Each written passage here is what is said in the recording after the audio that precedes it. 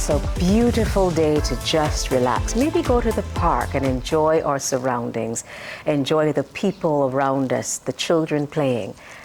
A lot of these things we take for granted because while we're doing that, there are those of us out there in need. And Esther Sargeant, she's one of those community workers who's on the lookout for people just like that, in need, to see if she can help in any way that she can. Welcome to another edition of Positive Profiles. Esther Sargeant, that's a strong name. Yes, it is. Tell me a little bit about yourself, Esther. Okay, as you know, my name is Esther Sargeant. I am a registered nurse by profession, also a perioperative nurse, and I am the health promotion nurse for the Caribbean Colon Cancer Initiative. I'm a community activist. I love my community, I love St. Philip, and I love people. What got you into community work? Because again, this is something that you have to have a calling or passion for. Well, maybe it's a calling. For as long as I known myself, I was just involved in the community. And then being a nurse, that made it even more intriguing. Like, you need to get to know persons in your community. I think that for me, I always tell persons I'm a nurse with a difference, because I'm that nurse who works in the community, not a community health nurse, but make sure that persons are informed in terms of diabetes, hypertension, but then I also look at maintaining their health, food, nutritional status. So if I can make that ease, then the person won't have to go into the hospital to put a burden on my colleagues.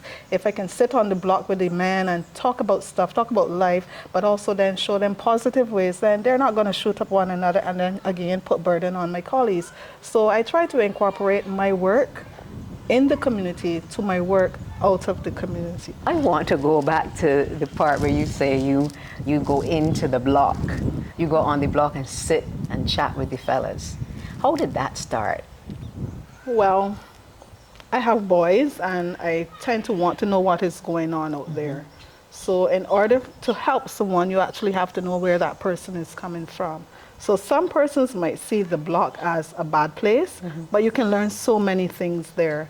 And for me, persons would say like, Mom, they're not my actual child, but they see what I'm doing and they gravitate to me. So I hold football tournaments, I can feed the community, and this is what they need. So persons might say, oh, football might give you a negative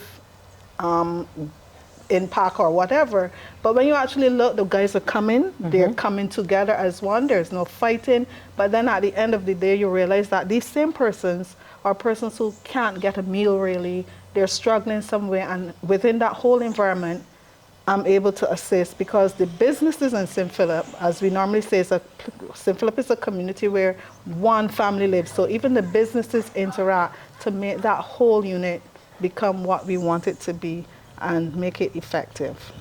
I'm taking it that you have to source or have some sort of outreach to help feed, to help provide opportunities or even engagements like the same football competitions. How do you get those done, and are there any challenges that you face in putting those together? I wouldn't really say there are challenges, and I normally tell persons I don't ever have money, but I get things done. And as I said, we reach out to business houses. So in St. Philip, you have multiple business persons who would assist, but then I also reach out to ministries who are quite willing, because it's a program for communities, and they assist. The one-off person in St. Philip as well who might be able to, sometimes I might pack hampers, I might not have the full complement, and I might say, hey Kimberly, for an example, I need a sugar, I need some salt, and that comes to help pack that basket for a family. We've had a football tournament, I think last year or the year in front, where these were persons in the community who people will recognize as, oh, they give trouble or whatever, but at the end of that tournament in November, they were able to look for persons in their communities who were more vulnerable or more in need than they were, and we took hampers to them. And it wasn't just St. Philip, I incorporated Christchurch, St. John, because we're neighbors. So what happens in one parish also would affect or impact on our community, our St. Philip. So I try to help wherever. I even go as far as St. Lucie. Wherever the need is, I go. That sounds like a pass it on effect. And I felt that when you mentioned helping those young people who might be on the block. And they too, as rough and tumble as some of us like to perceive them, they also getting out there and helping others in return. What kind of feeling does that give you? Well, for me, it is a feeling of joy. It is a feeling of happiness, but it's also a feeling, what I should say, of contentment, because here it is that I'm giving to someone because someone gave to me, and they're now giving back. So, yeah, it's a good feeling. Wow. Is there anyone or any group that you can call to mind that you've seen them possibly going down the wrong road within our same neighborhood or community, and by your outreach, it's helped to steer them back on track? Well, I would say there are a couple persons that we would rope into football because I see football as a positive outlet for them. And if they're having any challenges, they can use that running around the field to get that anger out. So there are multiple persons I can think of, but all in all, they have all benefited. We have the St. Philip Football Academy where we are using young men in there to do positive things. Then there are other multiple persons in the community, too many to mention, that would have benefited. Yeah. Fantastic. Where to next? Where to next? Well, I've just completed or assisted in completing a football tournament in Haynesville.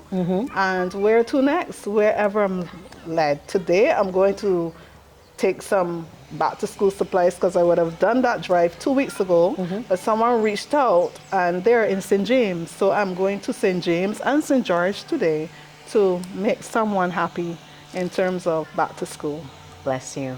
I think you've just multiplied that love tenfold for so many people out there, because just one at a time, it allows them the opportunity to, with grace, receive what is being given and hopefully give back to someone else and continue to pass it on. I think that you are what we would call an inspiration to everyone out there. If I may say one thing though, Kimberly. Yes, please. I mentioned the business houses in St. Philip, but I also would like to say sometimes I might just need a cake. And I go right back to that block and I ask them for $20, $30. And that's their donation to the community to at least make a contribution to a community event. Nice. So they do help as well. So not all negative comes from blocks, but I guess if you work with people, they will bring out the best in them. You took the words straight from my mouth. Esther Sargeant, a community worker, simple but effective.